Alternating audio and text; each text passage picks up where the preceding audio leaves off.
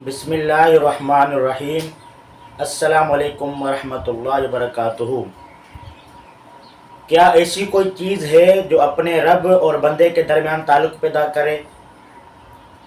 क्या हमने अल्लाह तबारक व तआला को अपनी आँखों से देखा है?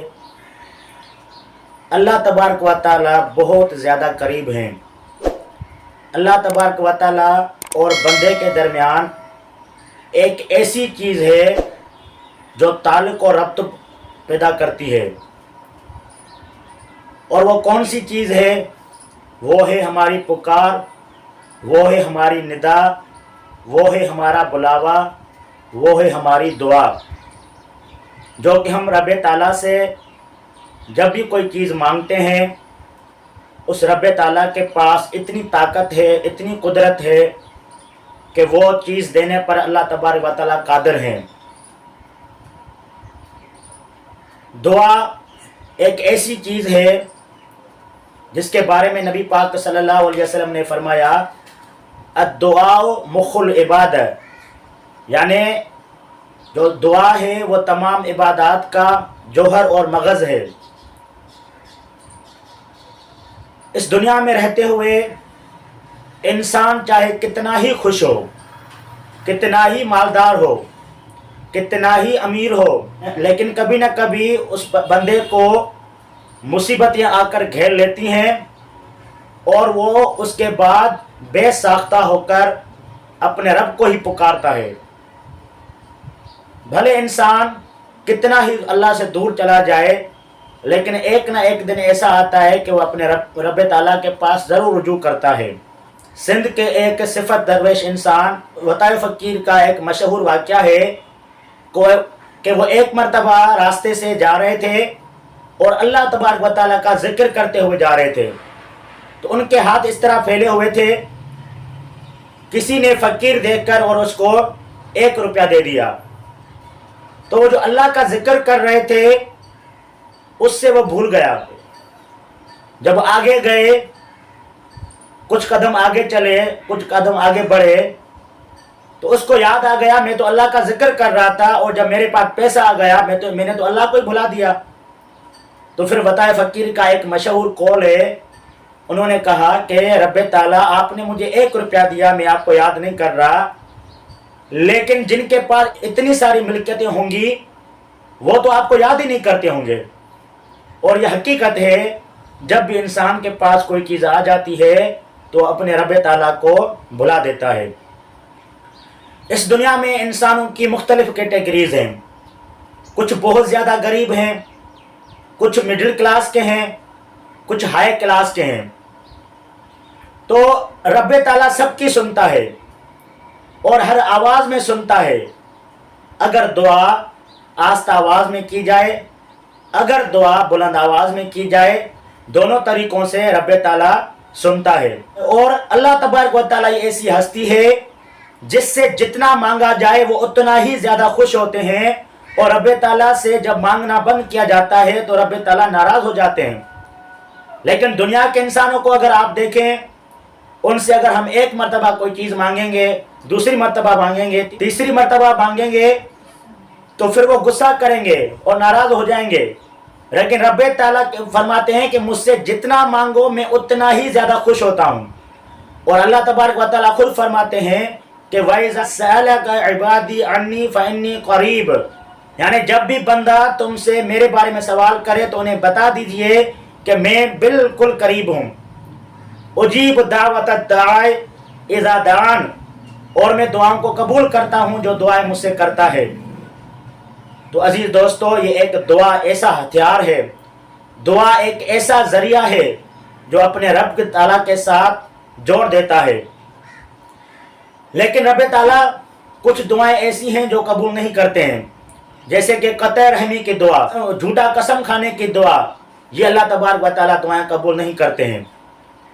अब इंसान को ये अंदाज़ा होगा कि मैंने तो इतनी सारी दुआएं मांगी हैं, मेरी दुआएं कबूल क्यों नहीं होती हैं? तो रसूल पाक सल्लल्लाहु अलैहि वसल्लम ने फरमाया कि बंदे की दुआएं जमा हो रही हैं और क़यामत के दिन उन दुआओं का उसको बदला दिया जाएगा। दुआएं हमारी क्यों कबूल नहीं होती हैं? इसके 3 तरीके हैं। یا تو دعا ہماری فوراً قبول ہو جاتی ہے، اور ایسا ہوتا ہے، ہم نے رب تعالیٰ سے بسا اوقات ایسی دعائیں کی ہوتی ہیں جو اللہ تبارک و تعالیٰ فوراً قبول فرماتے ہیں، اور کچھ دعائیں ایسی ہیں ہم تو نہیں جانتے ہیں، لیکن ہمارے لیے کوئی مصیبت آنے والی ہوتی ہے تو اس دعا کی وجہ سے اللہ تبارک و تعالیٰ وہ مصیبت ٹال دیتے ہیں۔ تیسرے نمبر پہ اس دعا کا بدلہ قیامت کے دن ضرور ملے گا، کیونکہ دنیا میں انسان بہت جلد باز ہے، اور انسان کہتا ہے کہ بس میری فوراً دعا قبول ہو جائے، یہ میرا معاملہ جلدی حل ہو جائے، لیکن رب تعالیٰ آزماتا ہے۔ اس کے بعد ہے دعا مانگنے کے آداب۔ سب سے پہلا ادب یہ ہے کہ دعا یقین کے ساتھ مانگنی چاہیے کہ جس سے ہم دعا مانگ رہے ہیں اس کے پاس ہر قسم کی طاقت ہے۔ دوسرے نمبر پہ دعا عاجزی اور انکساری کے ساتھ مانگنی چاہیے، کیونکہ جب بچہ روتا ہے، بچے کے رونے کی وجہ سے ہم اس کو وہ چیز فوراً دے دیتے ہیں۔ رب تعالیٰ بھی اپنے بندے کو آزماتا ہے، اور ان کو اللہ تبارک و تعالیٰ کو رونا بہت پسند ہے کہ دیکھو میرا بندہ میرے لیے رو رہا ہے، مجھ سے ہی دعائیں مانگ رہا ہے۔ تو دعا ادب کے ساتھ مانگنی چاہیے، دعا انکساری کے ساتھ مانگنی چاہیے۔ تیسرا یہ ہے کہ ہم جس سے دعا مانگ رہے ہیں اس کی طرف سارا توجہ ہو۔ ہم دنیا میں دیکھیں کسی سے پین مانگتے ہیں تو اگر ہم مانگیں اس سے اور ہمارا توجہ اس کی طرف ہو تو وہ پین ہمیں کبھی بھی نہیں دے گا۔ اس کے بعد ہے الفاظ کا چناؤ بہترین ہونا چاہیے۔ اگر آپ سے کوئی بندہ یہ کہے کہ بھائی مجھے پانی پلاؤ تو کبھی کبھی انسان وہ بات بھول بھی جاتا ہے، لیکن ایک انسان ایسا ہو جو مر رہا ہو، اس سے جو الفاظ نکلتے ہیں وہ درد مندانہ ہوتے ہیں، تو اس کے لیے ہم فوراً پانی لاتے ہیں۔ اس کے پانی دینے میں اور اس کے پانی دینے میں دن رات کا فرق ہوتا ہے۔ تو میرے بھائیوں، دعا جو ہے وہ انتہائی آداب کے ساتھ مانگنی چاہیے۔ نمبر 1 یقین کے ساتھ مانگنی چاہیے، نمبر 2 عاجزی اور انکساری کے ساتھ مانگنی چاہیے، نمبر 3 متوجہ ہو کر دعا مانگنی چاہیے، نمبر 4 الفاظ کے بہترین چناؤ کے ساتھ دعا مانگنی چاہیے۔ اس کے بعد ہے انبیاء علیہ السلام کی بہترین دعائیں۔ انبیاء علیہ السلام نے رب تعالیٰ سے مختلف مواقع پر مختلف دعائیں کی، اور وہ دعائیں اللہ تبارک و تعالیٰ کو بہت پسند آئی، اور اللہ تبارک و تعالیٰ نے ان دعاؤں کا ذکر قرآن مجید میں فرمایا، اور وہ مستقل طور پر ہماری عبادات کا حصہ بن گئیں۔ نبی پاک صلی اللہ علیہ وسلم کی بہترین دعا رب زدنی علما، یعنی میرے اللہ میرے علم میں اضافہ فرما، اور اس دعا سے علم کی اہمیت ظاہر ہوتی ہے۔ تو یہ دعا ہمیں بار بار اللہ تبارک و تعالیٰ سے مانگنی چاہیے، اور اس دعا کو ہماری عبادات کا حصہ بنانا چاہیے۔ دوسری بہترین دعا یہ ہے کہ ربنا آتنا فی الدنیا حسنۃ وفی الآخرۃ حسنۃ وقنا عذاب النار، اے ہمارے رب ہمیں دنیا میں بھی بھلائی عطا فرما، اور ہمیں آخرت کے دن بھی بھلائی عطا فرما، اور ہمیں آگ کے عذاب سے بچا۔ تو یہ بہترین دعائیں ہیں جو قرآن مجید سے احادیث سے ثابت ہیں۔ ہمیں ان دعاؤں کو ہر وقت مانگنا چاہیے، اور دن میں آپ کریم صلی اللہ علیہ وسلم 100 مرتبہ استغفار کیا کرتے تھے، ہمیں بھی بار بار استغفار کرنا چاہیے۔